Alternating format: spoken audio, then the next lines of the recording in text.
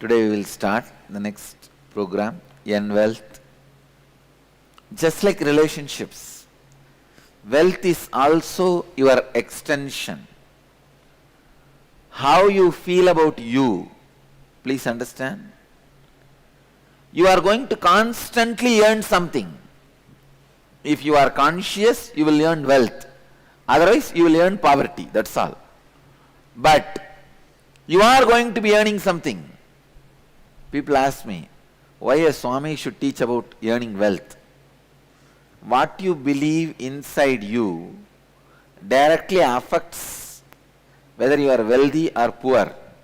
There's a study done in US by Ohio State University which proves your religious belief directly affects your wealth. Basically, what you believe as life or you directly affects whether you are rich or poor.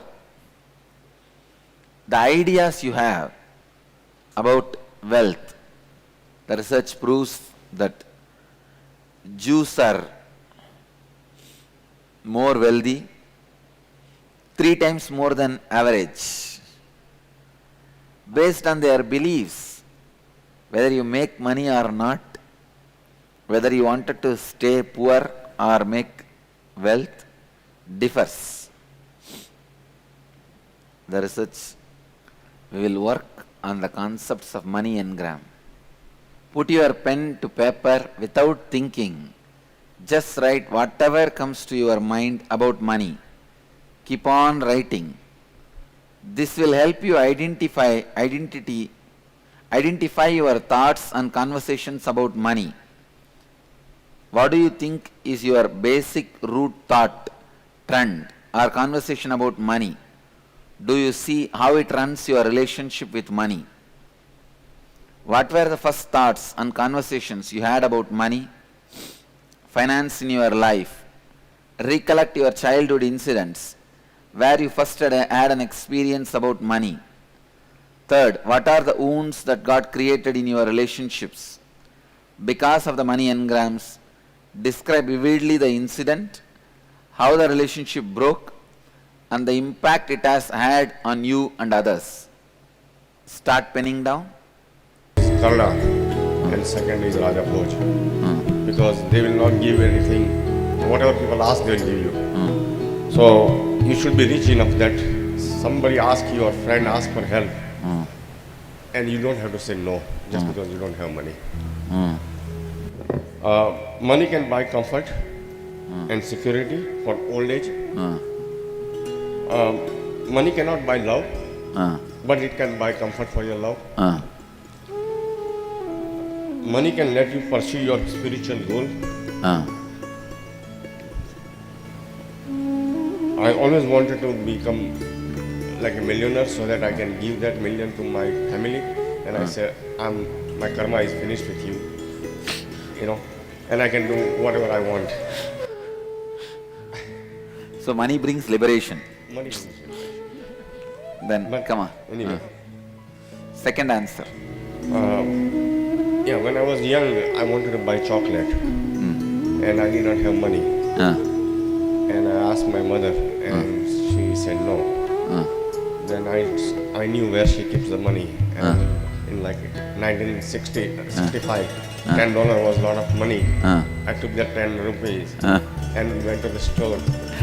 And that lady said, "You stole money from your home, let me call the police." That day I ran like anything and came back and put the money back. You put the money back? Yeah. Because you heard about police. Yeah. And then I collected some money in my money pot. And my father needed some money and he took the money out. After that I thought saving money has no use. Just spend it. All right. And that's what I had become.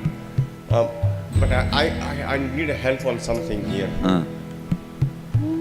My mother, I really loved her so much. I was a sick child from the birth. I had asthma. So I was always, I could not do much. So I was stick to my mother. And for longest time, like I loved her, but she was so generous. Uh, We are family of 6 brothers and sisters, uh, but we will always have 10 people in home. Because whoever cries that my son doesn't have good education in the village, my mother will say, okay, bring him to city, and I'll. That's how, like 18 people in their lifetime, they stayed with us. uh, And my father had a decent job, but nobody can afford that kind of and generosity. generosity. And generosity to the extent that she will borrow money if somebody else asks and she doesn't have. My father used to do this job, same thing. Let me tell you, my first conversations about money. At the age of 3, as I think I told this story, I had a Ganesha gifted by my father, and all my family, friends, everybody gave me money because of 3rd birthday. And that money was lying in a kerchief in front of me. I asked my dad what to do with this. He said, whatever you want you can buy. I said, I don't want anything. I want only Ganesha, you already gave. Then he said, you can give it to whoever you want. I called my brothers and sisters. I said, whoever wants, take it. My one elder brother came and took the whole thing. Then my father interfered and said, no. Share with everybody. Tell them to share with everybody. I said, the moment I said I don't want, it is not mine. Whoever takes it, I don't bother. Even giving as I want claims ownership. I don't even want to have that ownership with this. That was my first pattern. But I have also seen a lot of suffering because of overspending, which my father used to do and my grandmother, all of them used to do. See, like overspending means they won't do it on themselves. I know one side my grandmother was sitting, literally lying on thousands of sovereign jewelry, and she left and died. Other side, my another one grandmother, like as you said only, anybody in the village has any problem, this is the house for them. It's like an open house. They will come and stay here for any number of time. I know very clearly, I still remember, my grandfather brought like this only one boy from the village because father died. He said, come and be with me itself. He gave the education. This fellow loved and got married to my mother's sister. He became my uncle. Even then my grandfather was not angry at all. He said, it's okay. And he never stopped this habit of bringing, if somebody becomes helpless or orphan, he will always bring them. At least 25 kids who are not directly from my family or from the community were brought up by one of my grandmother and grandfather like a charity. But the poor fellows who they can't afford. They are doing charity which they can't afford. From there I picked up this pattern of spending only when it is required. If you see our whole organization, you will not see anything luxurious. What about organization? Even in my personal life, there is nothing luxurious. Last 10 years I am using the same car. Last 10 years, when I started the organization, somebody gifted me a car, Endeavour. Still I am using the same car. Now I can, at least 3 times I have been offered Benz, 1 crore worth Benz. 3 Benz offering means gifts have come. I just smiled, and for the job I am doing, this Endeavour is enough, I said. For the work I am doing, this is enough. What Benz? I have been donated a private jet in Dallas. I said, no, it's like a maintaining white elephant. You guys will donate, true, no doubt. But who will maintain? For the job I am performing, I don't need it. It will be otherwise just like a pride, the symbol of pride. You will not see anything as a symbol of pride in me or around my Sangha other than these deities and the traditional items. This golden throne and all I have to do as a traditional thing. That is also not complete gold painted. How many of you believed all these things are gold? No. How will that be lying there if it is gold? How many believed all that and the throne which I am sitting and all is gold? Raise your hand. Oh God, no, it is not gold. It is not even gold coated, it is gold painted. Even this is gold painted.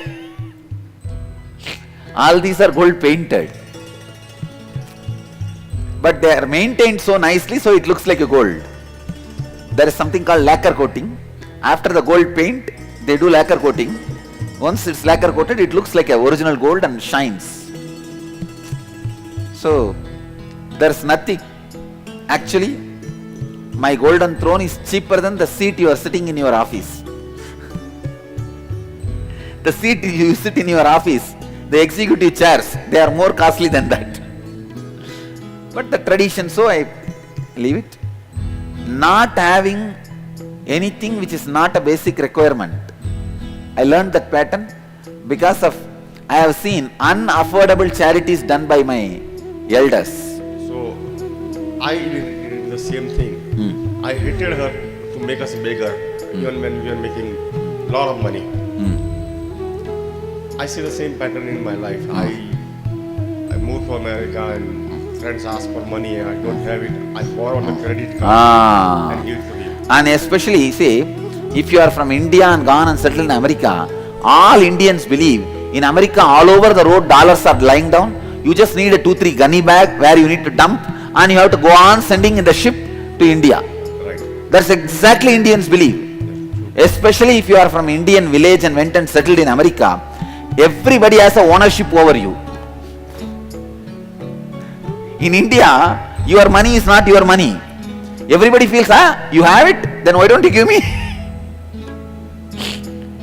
If you are having it, you are a sinner. That's exactly the trend. And that became a problem with my wife. Because we both are Gujarati, but I am from a farming community and she is from merchant community. And she, for her security is the most important thing. Vaishyas are totally different. Right, she is Vaishya and we are Patel, farmers. So there is a constant trouble in her heart. Where is she? I can understand. So this has created so many engrams basically regarding this program. Thank you. Come on. Let me listen to you. Give me the answer for the third question. I can't say that I have wounds about relationship, but in my marriage, I got married at age 15 and was a homemaker for quite a long time. So I began to see that money is a tool to control. And so when I got money is used as a tool in Indian families to control women. I strongly recommend all women to have your own money.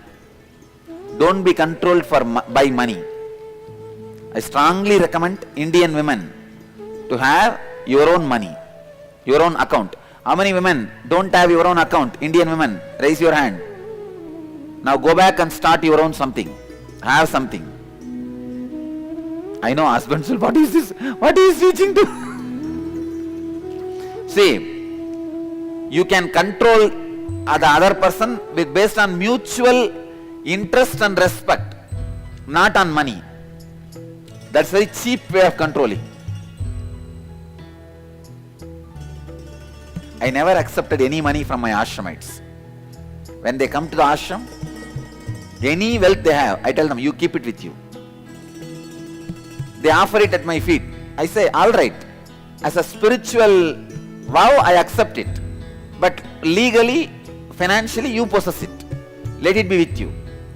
Because I never want to control them based on they don't have money. I wanted them to be with me as long as they have respect and love for me. If they want to do something on their own or if they want to leave, they have their money.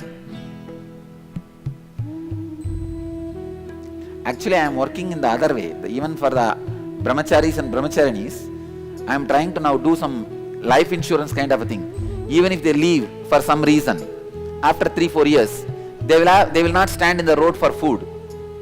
They will have some safety. So never control any of your family members by not giving money to them. That shouldn't be the way of controlling. So at the time of divorce, obviously because he was in control, everything could be made to look whatever it is. And that left, that basically set a pattern for me for the future. I had already been going to getting education, and then I got jobs and all that. But because money was so important to sustain me, for instance, when I got badly injured also, I needed to work. So I continued to work and my injuries continued to become very complicated. So my whole body structure is got some problem from top to bottom. So that's because of, if I felt that I had money, if I didn't have to work, I would have then taken Recover. time out to rest. So this or- creates so much of in-depth wounds. Yes. I'll heal that. I understand. Sometimes a logical word, you see now any logical word I give won't heal. I can only heal you by flooding energy into it. I'll But I heal do it. also want to say that I took N-Wealth program while I was in Houston last year, and it gave me further more clarity and what I wanted. And since then, I moved to Jaipur last year, and I feel rich in my consciousness. I have everything that I need, That's I want, it. and so money is no longer an engram for me. That's it. That is what is liberation. Let's gather for next session. Thank you.